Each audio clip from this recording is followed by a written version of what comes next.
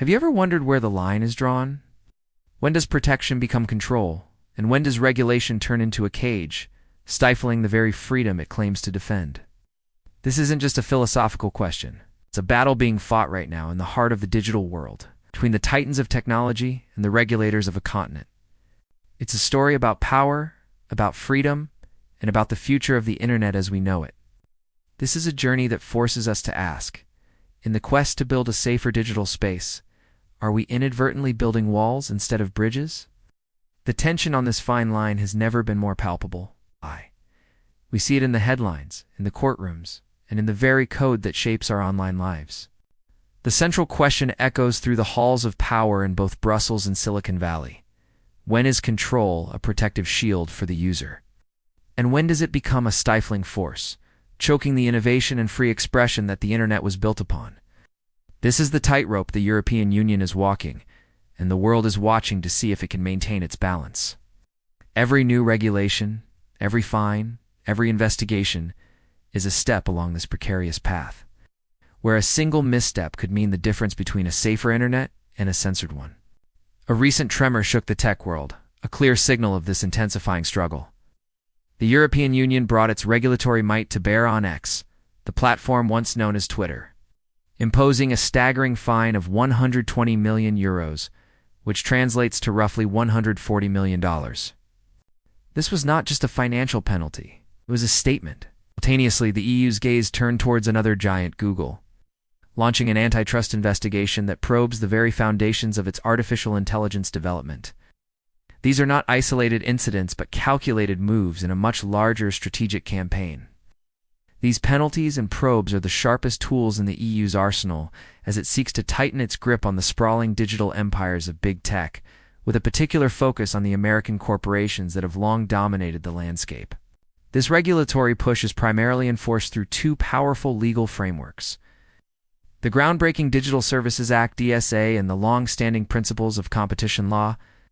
The DSA in particular represents a new era of digital governance, an ambitious attempt to rewrite the rules of the road for the online world, holding platforms accountable for the content they host and the systems they design. It's a bold vision for a more transparent and responsible internet, but one that is being met with significant resistance and skepticism from those it seeks to regulate. The case against X was built on a series of alleged violations that the EU deemed harmful to its citizens. Primary point of contention was the platform's paid blue-tick verification system. Regulators argued that this feature, which was once a reliable indicator of an account's authenticity, had become a tool of deception. By allowing anyone to purchase the checkmark, X was accused of creating a system that deceived users, making it easier for bad actors to impersonate public figures, commit fraud, and spread disinformation, thereby eroding the very trust the platform was supposed to facilitate. The scrutiny didn't end there. The EU also found X lacking in its transparency obligations, specifically concerning its advertising archives. The platform failed to maintain a clear and easily accessible public repository of the ads running on its site. This opacity, regulators claimed, created a black box where nefarious activities could thrive. It became exceedingly difficult for watchdogs, journalists, and the public to identify and track coordinated scam campaigns or covert political advertising, leaving users vulnerable to manipulation. Furthermore, a significant charge against X was its decision to restrict access to its public data for researchers. This move was seen as a direct impediment to independent oversight. Experts and academics who rely on this data to study systemic risks, such as the spread of hate speech and misinformation, found their access cut off. The EU argued that by walling off its data, X was hindering crucial research efforts aimed at understanding and mitigating the platform's societal impact, effectively asking the public to trust it without allowing for verification. The fine was not just a punishment, it was a forceful demand for the platform to open its doors to scrutiny. The reaction from across the Atlantic was swift and critical. The EU's decisive actions were not received as a simple matter of regulatory enforcement in the United States. Officials and industry leaders voiced their concerns, with some characterizing the penalties as an overreach and a form of protectionism aimed at hamstring successful American companies. The criticism painted the EU's moves as a politically motivated attack on free enterprise and a potential threat to free speech, suggesting that Europe was attempting to impose its digital worldview on a global stage. However, the European Union stood firm, pushing back against these accusations with a clear and unwavering message. Officials in Brussels insisted that their decision was not an act of censorship. Instead, they framed it as a necessary and just action. A fundamental step in holding X accountable for violating users' rights and ensuring that the digital square is safe and fair for everyone.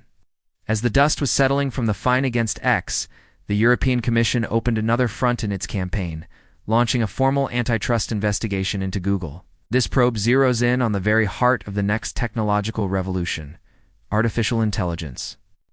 The Commission expressed deep concerns about how Google is leveraging its vast troves of data, specifically online content scraped from publishers and the immense video library of YouTube, to train and develop its own AI products. The fear is that Google, with its unparalleled access to data, could be creating an unassailable advantage. The investigation is exploring whether Google is imposing unfair terms on publishers and content creators, effectively forcing them to hand over their valuable work to fuel Google's AI ambitions without fair compensation. Moreover, the EU is examining whether Google is giving preferential treatment to its own services and data sources, effectively disadvantaging rival AI developers who lack access to such a rich and expansive dataset. The core of the antitrust concern is that Google could leverage its dominance in search and online video to monopolize the emerging AI market before it even fully matures, stifling competition and innovation for years to come. This investigation signals the EU's preemptive strike to ensure that the future of artificial intelligence is not controlled by a single dominant player, but remains a field open to competition and diverse development. These actions against X and Google are not happening in a vacuum. They're the latest and most high-profile battles in a much broader war being waged by the EU to rein in the power of big tech. This is a long-standing campaign that has seen several tech giants fall under the EU's regulatory hammer. We have seen this before. Google, for instance, has already been hit with fines totaling nearly €3 billion for violating competition rules in the advertising technology sector, a clear precursor to the current scrutiny. Meta, the parent company of Facebook and WhatsApp, is also under the microscope, facing investigations related to its policies on data sharing, particularly concerning its plans to allow AI providers access to user data from WhatsApp. The net of the Digital Services Act is being cast wide. The host of other major platforms, including Facebook, Instagram, TikTok, and YouTube, under intense scrutiny. These platforms are now required to conduct risk assessments, be more transparent about their algorithms, and take more robust measures to combat illegal content. However, early reports from EU regulators have indicated a troubling lack of cooperation from some of these platforms, suggesting that the road ahead will be fraught with further conflict and confrontation. The message from Brussels is unequivocal. The era of self-regulation is over. The EU is building a new digital order, one based on accountability and user rights, and it is prepared to use its full regulatory and financial power to enforce it, no matter how large or powerful the corporation.